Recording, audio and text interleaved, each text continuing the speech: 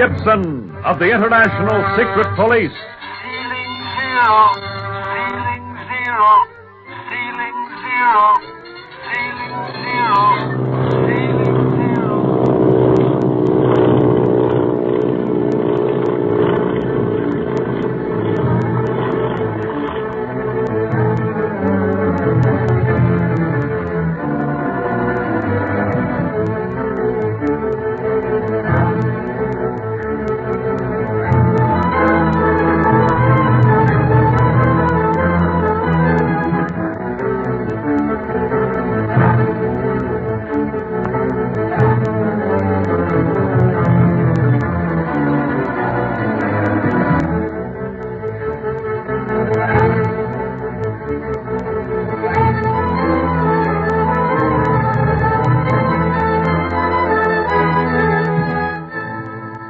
Though the Octopus and Quan Wu were still at large in a secret passage in Dr. Kingsley's house, Speed, Clint, and Barney, exhausted by the happening of the past few hours, snatched some sleep.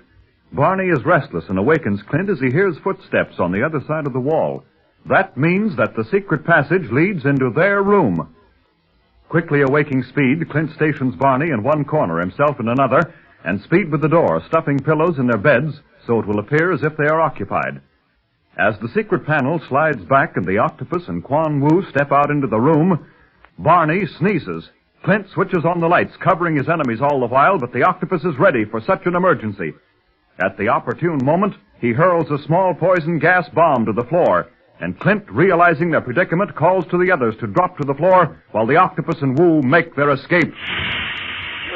Hey, Speed! Speed! Open the door, quick! Make for it, Barney! We've got to get out of here before that gas settles down. You're telling me.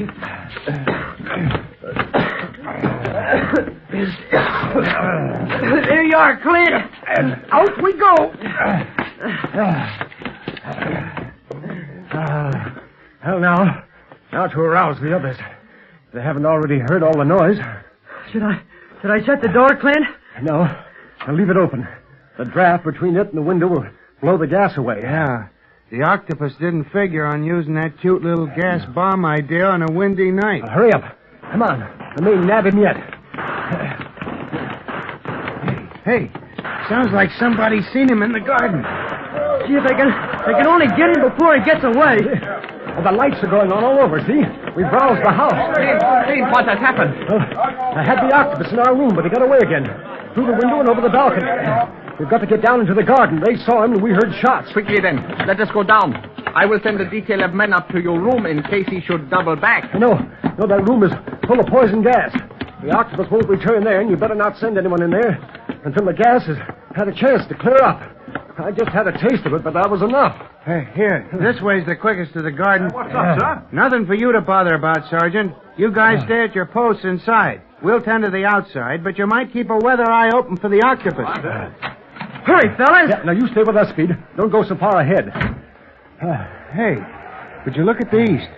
It's getting kind of light. Must be near dawn. Keep your eyes on the garden instead of the sky, Barney. The Octopus may be behind any bush. Police out here are sure excited. Running around with those flashlights and lanterns, they look like a lot of lightning bugs. This group by the wall seems to be the center of excitement. Let us see what they have to say, huh? Mr. Ying, the most extraordinary thing has just happened. What, Captain Dawes? A short time ago, we saw two men leap from the balcony of Mr. Barlow's room. The Octopus and Quan Wu. Where did they go, Captain? That's the strange part of it. They came directly toward us on a dead run. And Mr. Barlow, you yourself told me the Octopus was up in your room and that we should surround the room carefully while you went for Mr. Ying. I told you? It was your voice, sir. Sure as I'm standing here. It all happened so fast that I was about to obey orders without question when I happened to flash my light in your face. By that time, you'd reached the gate there with your companion. Yeah, then what did Clint do? I saw he had a mask on. I realized he was the Octopus. We fired wildly, but it was too late. The Octopus and the man with him were through the gate and lost in the darkness. I placed a dragnet of men around the neighborhood, but I'm afraid we've lost him again. The Octopus imitated my voice so well that he fooled Captain Dawes here. Say, Barney, I used to know another man who could do that. Yeah? Who, Clint? Well, it doesn't matter, Speed. That was a long time ago. But it is strange that the Octopus could imitate me so well when he speaks with a decided accent. Must be phony. It might. It's hard to say. With all that excitement going on, the tone would be enough to fool Captain Dawes.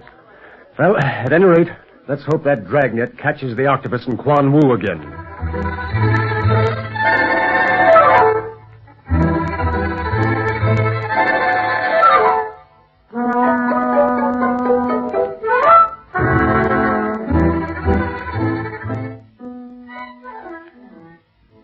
The wind has died, Master. Now we shall be better able to hear our enemies should they draw too near. But dawn will soon break, Quan Wu. We must get away from here before then. Here. Master, you are removing your mask? I must. It attracts attention. I must travel to the underground hangar alone, Quan Wu. Now that they know you to be a member of my band, I can no longer be seen with you until we are safe once more. I trust you to join me at the hangar in safety. Yes, Master. I have no fear of the Hong Kong police. No, but the secret police may join in the search. They know you. And you, Master, would they not know you, recognize your voice? I shall see to it that they do not see nor hear me, Quan Wu. Now listen carefully to my instructions. Yes, Master. Should you reach the hangar before I do, order my aviators to have their motors warmed up and waiting. Get the mechanics to the giant hangar doors so that when I arrive, the giant doors can be rolled back and we shall take off immediately. You will leave nothing in Hong Kong? Nothing but a skeleton organization of spies to keep me informed and to prepare for the time when I shall return. But that must wait until Clint Barlow is no more. Meantime, we shall have plenty to do in Tibet. Now, be off with you and make haste.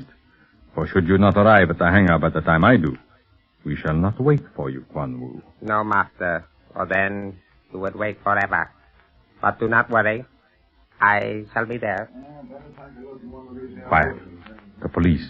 Into the bushes. I don't think we're going to have any luck here. That German Octopus wasted no time in getting away from the Long Sea Road. Yeah, right, sure. I might as well return and file our report with Captain Dawes.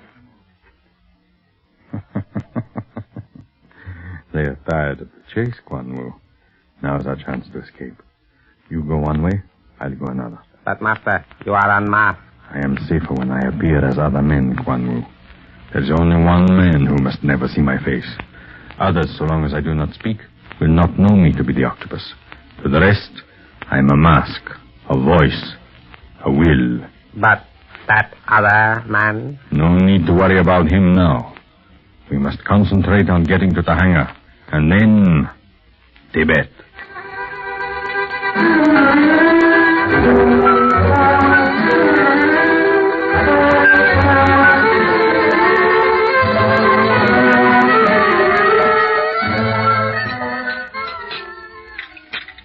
So near and yet so far. We almost got our hooks on the Octopus twice, and then, by golly, he slipped away. Well, we had some bad luck in losing him, but we were lucky to come through it ourselves. Yeah, whoever thought that guy'd have poison gas? He's a one-man ammunitions plant. He takes advantage of everything, too. Well, Speed, now that you've seen the Octopus in action, you may have an idea of the man's genius. You know what we're really up against now. Oh, he's smart, all right. But you can outsmart him any day of the week, Clint. Well, I haven't done so well so far, but at least we've come close to him. So close that I think he'll be leaving Hong Kong. And the question is, where will he go, Clint? We all believe Tibet. But where in Tibet? I don't know yet. It'll take time to find out. Now, that's where Bob Gilmore is going to prove invaluable. Now, he knew Marshal Winfield's brother well. Knew where the oil surveys were being conducted. Now, I've got a hunch that the Octopus headquarters will be somewhere in that territory. Oil in Tibet. It has never been found, to my knowledge. The country is rich in gold and other minerals, but oil? No. Maybe that's why that oil company that young Winfield was with folded, Clint. Well, maybe, but I think there's something more than that caused them to fold, Barney. No company is going to the expense of surveying wild and little-known territory for oil unless they've had some pretty sure signs of it. Or unless they were using the oil gag as a cover-up for something else. Hey, the kid's got something, all right, Clint. Possibly, but according to the records, that company was perfectly straight. Well, I wish Bob was having breakfast with us. I'd like to question him again, but he's sleeping now, and I don't want to wake him. Dr. Kingsley said he had a tough time keeping him in bed when all the excitement was going on around here. Well, knowing Bob, I don't wonder. You know, it's funny. Here Bob, banged up as he is, fights to get out of bed and chase the Octopus all over China, while I'd fight to stay in bed. Doctor sure had a war in his house, hasn't he? Yes, well, I told him to catch up on some sleep while we're having breakfast and making plans for the future. I imagine little Jean was frightened over the shooting, was she not? Yes, but once she knew we were safe, she quieted right down. Is she sleeping too, Clint? Yes, Speed. Sure, we gotta take turns sleeping and eating, kid.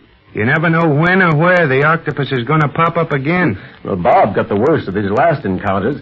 That clout he received from Splinters up in his cabin on the Siang River, and then being slugged when he went out to order reinforcements didn't do him any good either. And on top of that, he went clear into the police station to get Ying here after he came to.